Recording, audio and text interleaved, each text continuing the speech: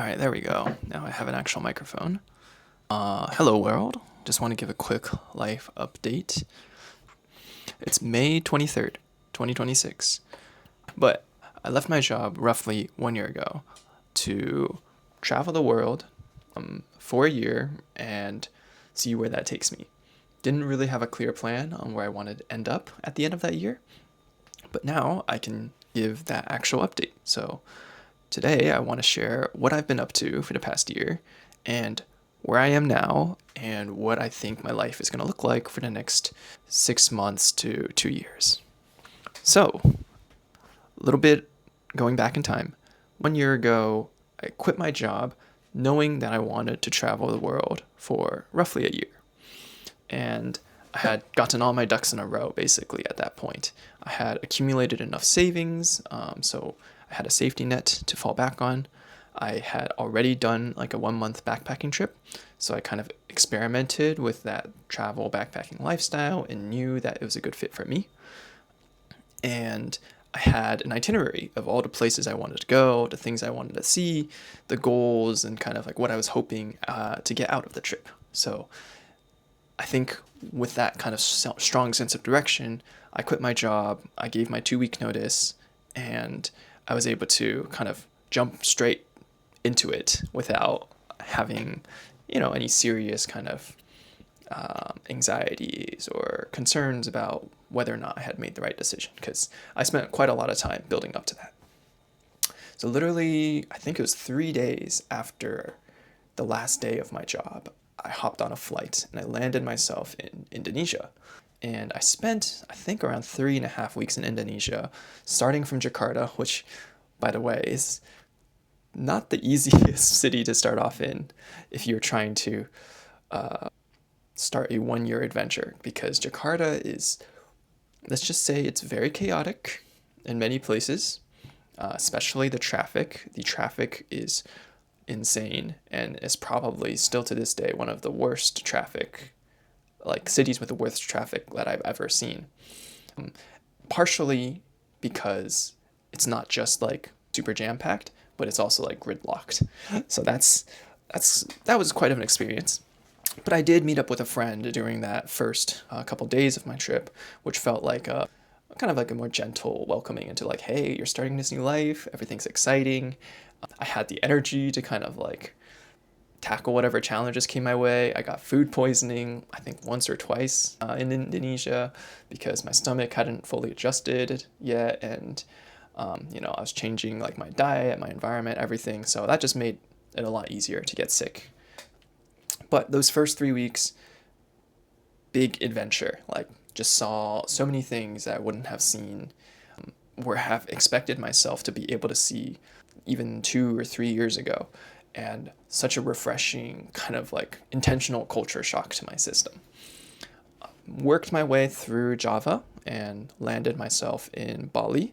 And I had plans originally to kind of like go explore a couple more Indonesian islands, but I realized that like the pace was getting kind of intense, bouncing cities every couple of days, and I was also food poisoned.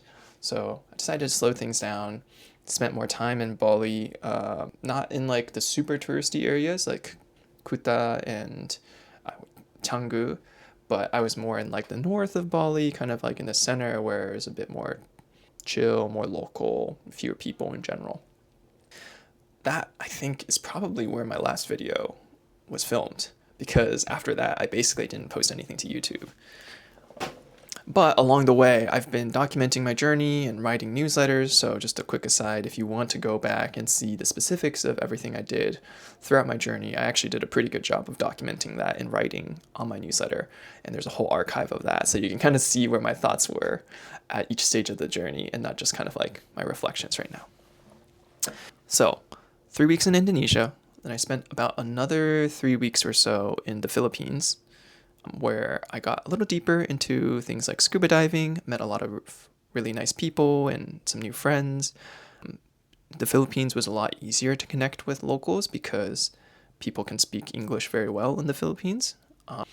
So I was able to make a couple friends who are actual Filipinos and also just other travelers in the area.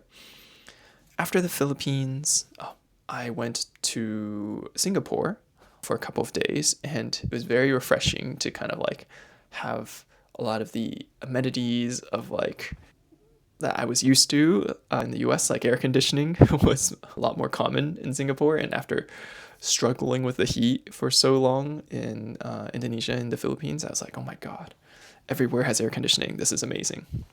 Met a couple of people that I had connected with before arriving in Singapore, and I was like, man, Singapore is a great place. And I could totally see myself living there longer term at some point in the future.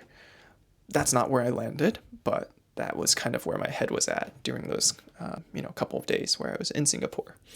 But since, Singapore is only one city, and I was like, I don't want to burn all my money just staying in Singapore because it's much more expensive than other places, I decided to move up north to Malaysia, where I spent another 2 weeks or so, I believe.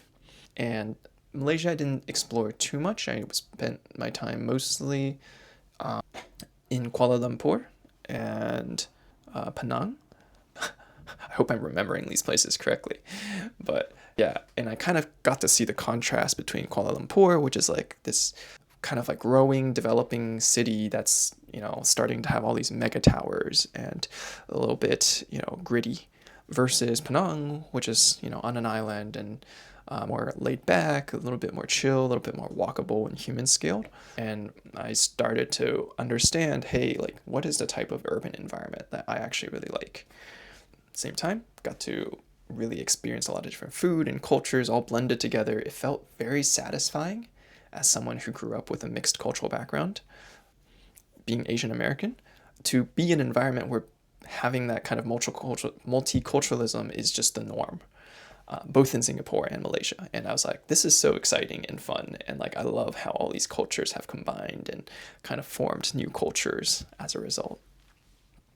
After Malaysia, I made my way to Thailand, where I spent, half my time in Bangkok and half my time in Chiang Mai, and also made several kind of day trips out, / weekend trips out to surrounding areas. Made some, really nice friends, as well as like new connections with locals there as well. During my last day, I found a book club that, I actually vibed really well with. And I was like, damn, I should have like started participating in these way earlier while I was like just here. But, I had already booked my flight to the next stop by then. And I think that's where I was like, oh man, having a community would have been amazing. And going forward, I want to have that kind of community environment in my life. And maybe it's already evident, but like basically along the way as I'm like traveling, I've been kind of assessing my environment, assessing what makes me happy, assessing what kind of like, people I want to be around, activities that I like to do. And I think that's one of the beauties of solo traveling. You are forced to make decisions by yourself, which means you are responsible for your own happiness. And based on your decisions, you find out very quickly, it's like, hey, did I actually want to do this? Did this make me happy? Did this, make me feel isolated? And that feedback loop, I think like the ability to experiment and try so many different things, I would have never gotten that far staying in the US. Like I would have probably like experimented with like a new hobby, like maybe waking up a little bit earlier, stuff like that. But nothing as transformative as like what kind of environment, what kind of urban design makes me happy, what kind of community do I want to be surrounded with. So these are all learnings that I feel like I only got to experience because I had removed myself from my old environment. Okay, continuing with the journey, I next went to Vietnam, where this was one of the big items in my itinerary. I wanted to do a motorcycle trip from starting in Ho Chi Minh City and then landing in Hanoi. And there was this whole motorcycle route that would have taken me there. But going into it, I started getting cold feet. I was like, oh, fuck. Like, motorcycles are so dangerous, like, the road conditions are totally different from the US. Like, am I going to be okay? Like, I was getting pretty, like, stressed and, like, nervous going into it. But then what I did is I signed up for a class. I was like, okay, I'm going to take a class that it wasn't like a license class. Like, I already did all my motorcycle training and licensing in the US, but it was more like getting used to the Vietnamese roads. How do you drive in these conditions? So I took that class. And then at the end of that class, I was like, you know what? I'm actually okay. After that, I decided, you know what? Fuck it. I'm ready. I think I can do it. The roads are not as scary as I expected. And I started, and that was fucking amazing. I had such an incredible time throughout the journey. And I think having this mission, like every day, I was working towards something, right? I was trying to drive to the next destination. And that sense of like purpose gave me so much energy on a day-to-day basis. And I just like felt this sense of like aliveness that I hadn't felt at any other point in my journey, where it was kind of like I was just bouncing around doing activities spontaneously. It was like, oh, I actually have a goal, and it feels like I'm making progress to that goal, and like along the way I'm hitting all these checkpoints. And that's something that I was like, oh shit, like having this kind of goal in my life really makes a difference. And it really like turned it into a story, almost like I could feel my life happening in like a story arc along this journey. And something about that is like, I think is like very viscerally satisfying, and maybe something people don't talk about enough.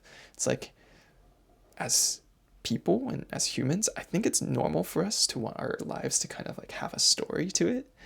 And having this like kind of contained journey gave me that sense of story and like helped me assign meaning to my life somehow, if that makes sense.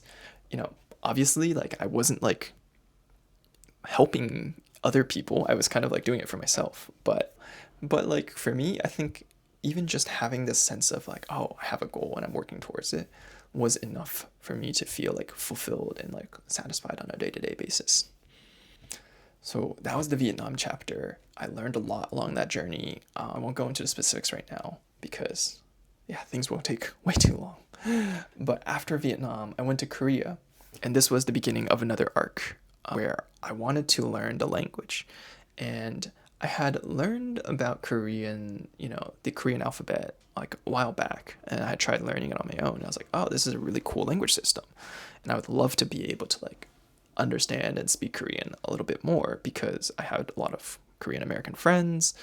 You know, Korean culture is very popular just among East Asians in general, probably the Asian world in general. And I was like, hey, like I want to be able to communicate using this, you know, language and culture that's like in vogue right now. So I signed up for a month of language classes in Korea, in Seoul, and that was another amazing like month of my life because I got to actually see the same people on a day-to-day basis, which sounds crazy, like that makes such a difference. But before, I was just like meeting new people every 3 4 days, and I had to like restart my relationships from scratch every couple of days. But this time I was actually making friends that like I could hang out with and make plans with. And I had an amazing roommate, other classmates who were like kind of like in similar stages of their life. And there was just a lot of things that we could connect on. We were all learning the language together every day. It was like an adventure where, as we were learning the language, it's like we were unlocking new things that we could do in Korean society, you know, starting with asking for directions, like ordering at a restaurant or a cafe, you know, obviously greeting people and saying hello and thank you and goodbye, and introducing yourself like very simply. Like it was so refreshing to be like starting from zero almost and being like, oh my God, every day that I study, I can do a new thing. And like I'm unlocking this experience in my life. And that's something that's very beautiful about language learning that I got to re-experience through learning Korean. So yeah, the combination of like just the joy of learning a language and seeing the world open up in front of you, and having like a stable community of friends that I could see on a regular basis, I realized like those two things made me really, really happy. And of course, I did a lot of traveling and exploring around Korea. But if I were to boil down my experience, it would be like those two things really made the difference.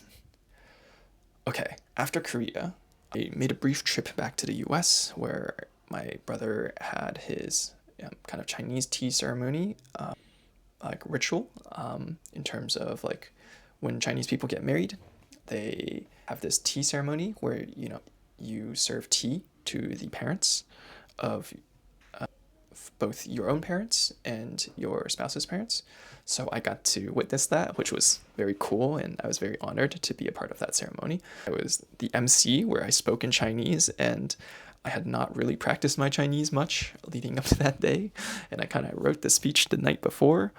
So that was a bit of a struggle, but it was also very rewarding in a way. So very happy I made that trip back. Got to see Disney World while I was at it, which was kind of fun. I hadn't been to a Disney place in years, so it was fun to re-experience that with my brother and my dad, who also went with us. After my time in the US, which was about 2 weeks, I went back to Asia, and very unfortunately, one of my relatives passed away, and I ended up in Taiwan for a week or two to be there for the funeral, and also just to like see family, and decided to spend a bit more time there. And that made me just, feel this connection of being like, oh man, I kind of miss family. It's been a while since I've seen everyone, and we all gathered to go to the funeral, so it was nice to see everyone all in the same place. Once I think the funeral and the ceremony was over, I had already kind of booked my original flight to Mongolia, was my original next stop. And I basically kind of had to pivot through Korea again and caught up with one of my friends there along the way and landed myself in Mongolia, which was another, big thing on my list. I was like, I want to see the steppes. I want to like ride a horse. I want to like kind of see the nomadic lifestyle. I was surprised to find that Mongolia is actually like 50% urban. 50% of the people basically live in the main capital city of Ulaanbaatar, and then 50% are kind of more dispersed and a little bit more nomadic. But even as nomads, there's still like a central town or hub that people often like live around, especially for school reasons. Like because kids need to go to school, they'll often be sent to the town/city to go to school, while the rest of the family is like out managing the herds and the animals and living in the yurts. And people don't actually move as much as you would think when you think of the word nomad. It's like maybe 3 or 4 times a year based on if there's enough stuff to feed on for the animals. But yeah, Mongolia was a big culture shock compared to most of the other countries I had been at that point, because the way of living was very different and the infrastructure was a lot less developed. Like, even though, places like Vietnam and Thailand, they have like, they're considered developing countries, but there's actually quite a lot of infrastructure there. There's a lot of roads, there's a lot of buildings, like there's just a lot of physical things constructed in those countries. But in a place like Mongolia, outside of the capital city, and even in the capital city, it's like things are just empty. Like there's like a sense of flatness and like grandness to the emptiness of nature when you're out there. And you can just drive on like a bumpy dirt road for hours, and like there's just nothing apart from like the occasional yurt and herds of animals. And there was something very beautiful about being able to connect with nature in that environment. But one of the things that happened is, because I was traveling by myself, I was like, hey, I don't know how to go around Mongolia, so I do want to sign up for a tour. So I did sign up for a tour, and I got paired with this group of British people, essentially, who were traveling together as like a friend group. And for the most part, everything was great. Like they were all friendly people. We were able to experience a lot of things on this tour, but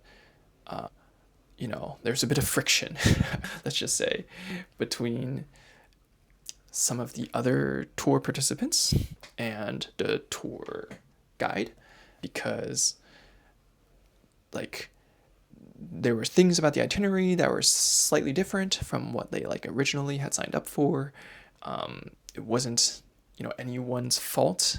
It was more like how the tour was communicated up front, but I think that like added a lot of friction to the experience, and like the communication styles were clashing because these British people were a lot more direct and like confrontational about it, whereas like our tour guides and our driver were just kind of like, hey, like we kind of just go with the flow here, like it's okay to not have a perfect itinerary. So I feel like these kind of differences in expectations were creating a lot of like cultural conflict and clashing, and was a bit uncomfortable because for me, I was more in the camp of I'm okay with whatever. I just want to be in Mongolia, and I love seeing, nature and kind of going with the flow.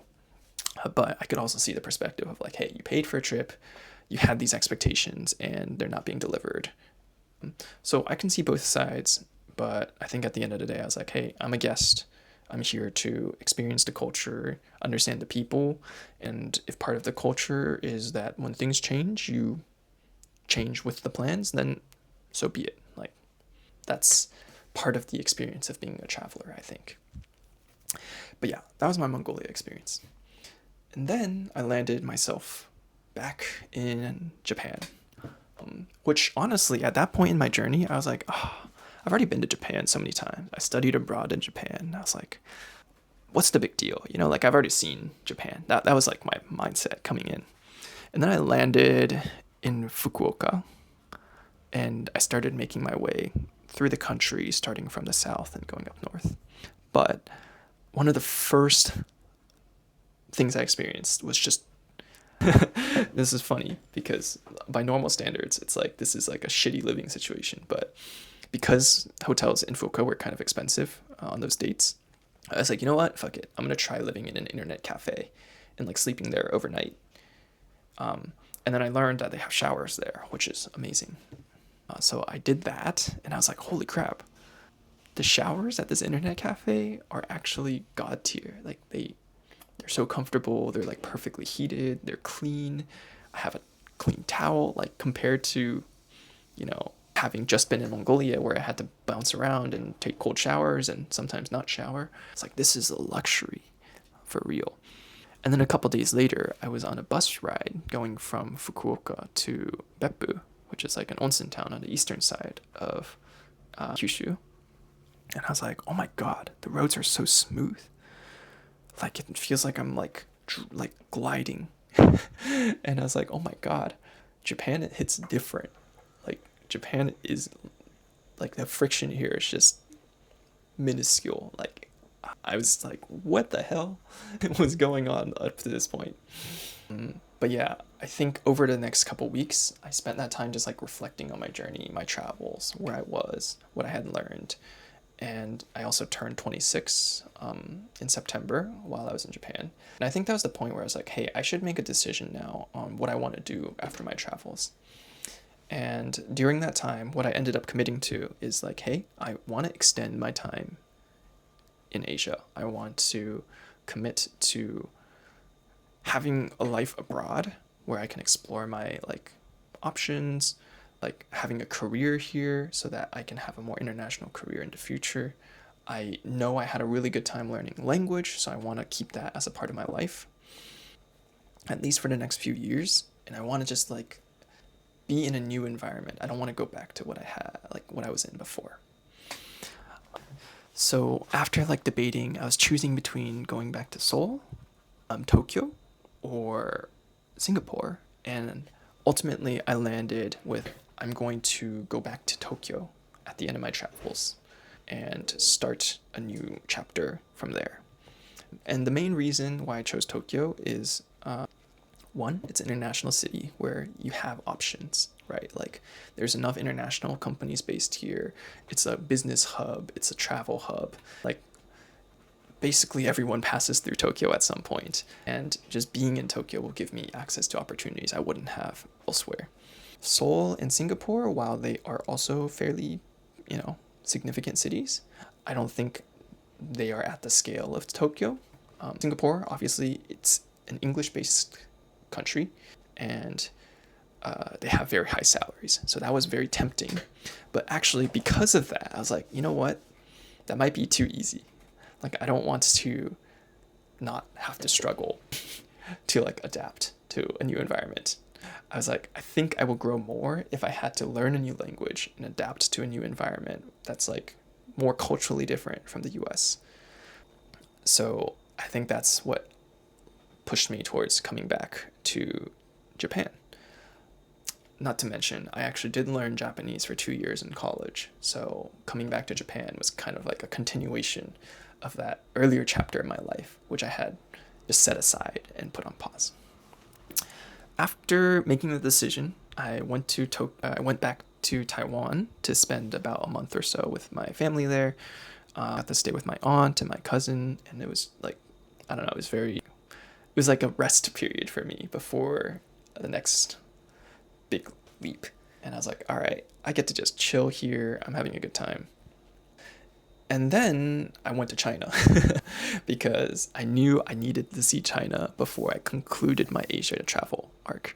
I had been to China maybe like 7 years before, while I was in college for the first time. Um, and I was already shocked by how developed China had been at that point. Everything was already mobile, like it was a mobile society. But this time when I went, I was like, holy crap, like transportation infrastructure is like way better now. Like before it was good, but now it's even better. And everything's EVs. Like that was the big thing that I noticed, like everything's EVs. I got to see a couple of really big cities again. Got to connect with some locals while I was there, chat and hang out. Saw a lot of other travelers, kind of like similar to what I saw before.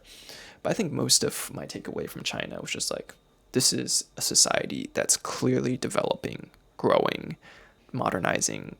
Like the technology is already leapfrogged like the US in some aspects. And China is, you know, there's a reason why nowadays like the news is always China in the US, China in the US. And it's because China has reached a point where it is competitive with the US on a global scale, politically, economically, culturally, like in terms of influence. And I think being able to be there and see it firsthand, you get to appreciate that a little more. Whew. Okay, I said a lot. But here's where I am today. I am back in Tokyo. I've been living here for the last 5 months. I've been going to a language school here as kind of like my visa entry path, and as like an accelerator for me to get my language skills up to at least the JLPT N2 level, which is almost like a prerequisite for you to apply for most jobs here, even the ones at foreign companies. And my goal is at the end of this year, I would love to have passed the JLPT N2. I will have had a community of friends and, that help me feel like I belong here. I have like a community that I can be a part of. And I will have hopefully either started or have found a job that will allow me to be here for a couple more years. What I told myself is that I would give myself 3 years in Japan to really give this life abroad a try and to really have an attempt at integrating and understanding the culture and the lifestyle more deeply. And at the end of those 3 years, I could reevaluate. This is something I learned in my travels. It's like when you give yourself these decision points, it makes everything leading into that decision point a bit more straightforward. You're not like stuck in indecisive hell forever. So yeah, that's the plan for the next 6 months to a year. I've already obviously been here for 5 months, so my Japanese has improved quite a lot since I came here, but there's still a lot of room to grow. And I do need to find out if I can properly integrate myself back into working society at the end of this year. So that will be a new challenge in itself, I'm sure. So maybe if I see this a year from now, I'm really curious to see where I've landed. But that's the plan. I'm very happy on a day-to-day basis, I would say. And I've been doing weekly check-ins with myself over the last year, almost every week. And I can see on a scale of 1 to 7 how happy I was. And the average is probably like a 6.3 or 6.4 out of 7, which is crazy. Like, looking back at my life for the 2.5 years where I was working before coming here, is probably closer to like a 5, maybe a 4.5 at best. And there were many days where it was more like a 2 or like a 2.5. So, yeah, I can measurably feel the difference in my happiness, like on a day-to-day basis. I'm still very happy with the decision that I made to leave my job and the stable career and everything to go on this journey. And I feel like I've grown a lot as a person throughout that journey. There have been times where I've doubted myself and just had a lot of anxiety about the future, but I feel like those were all necessary and helpful in me discovering more of like who I am, what do I want out of my own life, what do I actually like, and what do I want to do with my life. Just like questions that you wouldn't be as viscerally confronted with if you were stuck in this daily routine that just like repeats, and you're just like kind of following this treadmill that has been laid out by society, right? Like if we just stopped thinking and just went with what society told us, we would probably just be stuck in a company pushing for promotion every 1 to 2 years and gradually increasing our money, our property, our assets, and hopefully have kids and grandchildren, and you would die being wealthy with a big house and some descendants to keep you happy, and that would be the end of it. But I feel like most people don't do that, like most people end up taking a detour one way or another, and for me that was quitting my job, going on this trip, and exploring what there is to see outside of that well-paved path. All right, so that's where I've been over this last year. That's my 30-minute quick highlight reel. There is just so much to cover, and there's no way I can actually like convey all the details and all of the challenges, as well as all the like highlights I've had along the journey. But I hope I gave you a sense of the texture of the last year, where I am now, how I'm feeling, and what things are looking like ahead for me. So if you're ever considering a similar decision to this in the future, you kind of have a sense of what to expect. And candidly, I am still in the middle of it, obviously. Like, I have not landed myself in a very, very stable situation yet. It's temporarily stable because school creates that structure, but I don't have like a long-term plan in place yet. So, if you do go on something like this, it's very possible you'll end up in a situation like me, where you don't necessarily know what that 5 to 10 years is going to look like, but you will at least know what the next 1 to 2 years will look like. And honestly, I feel like that's good enough. That's good enough for us to be not spiraling on a day-to-day basis. All right, enough rambling. Thank you for watching, if you actually have watched this, if I release this publicly at some point. Hope you have an amazing day, and if you do have any thoughts, questions, things that you'd like to consult someone on, feel free to reach out to me, read through my newsletter, or leave a comment at some point, and would be happy to reply or connect through those channels.